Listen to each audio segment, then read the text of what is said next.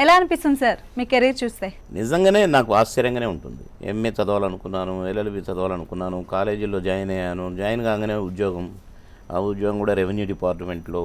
చేయరా ఏదైనా చెయ్యి, కాసేపు నవ్విరా, తర్వాత పని మొదలు పెడదాం అనేవారు నేను ఆఫీస్కి వెళ్ళగానే. అక్కడి నుండి సినిమా యాక్టర్ కూడా టాప్ దాకా అన్నీ వెరైటీ క్యారెక్టర్స్, అటు ఆర్టిస్ట్గా, అటు రకరకాల క్యారెక్టర్స్, కమెడియన్గా, క్యారెక్టర్ యాక్టర్గా, విలన్గా, హీరోగా, పాటలు, డ్యాన్సులు, ఫైట్లు, వేరే అన్ని క్యారెక్టర్స్ వేశాను. ఫస్ట్ మీకు సినీ రంగ ప్రవేశం ఎలా జరిగింది? అంతకుముందు రవీంద్ర భారతిలో ఒక నాటకం వేశాను.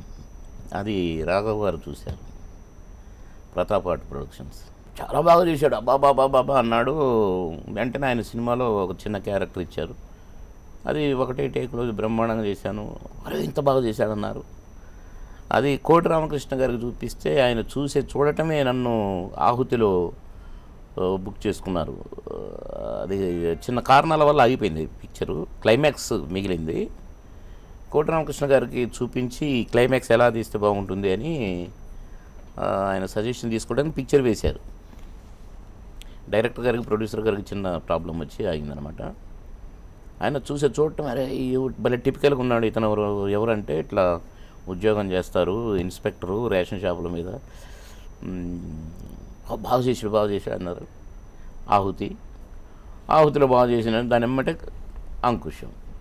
అంకుశం రిలీజ్ అయిన వారం రోజులకే 10 సినిమాల్లో బుక్ అయ్యాను. కామెడీ యాక్టర్ అవ్వాలనే కోరిక ఉండేదా, లేకపోతే హీరోగా అవ్వాలనే కోరిక ఉండేదా? అసలు నేనేంటి సినిమా యాక్టర్ అవడం ఏంటని ఇప్పటికీ అనుకుంటానండి. అసలు ఏది అనుకోలేదు. పిలిచి ఇచ్చారు, అయ్యాను. పిలిచి ఇచ్చారు, పొలిటికల్గా అయ్యాను.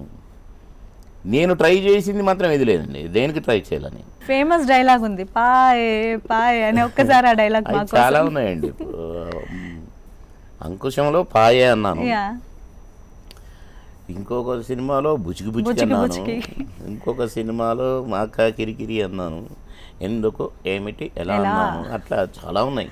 అదైతే పిల్లలు కూడా ఆ సినిమా రిలీజ్ అయిన కొత్తలో ఏ పిల్లల్ని పలకరించినా కూడా అదే డైలాగ్, ఎందుకు ఏమిటి ఎలా అని. ఎందుకు ఏమిటి ఎలా మరతే, అట్లా అది రిథం అలా ఉంటుంది డైలాగ్.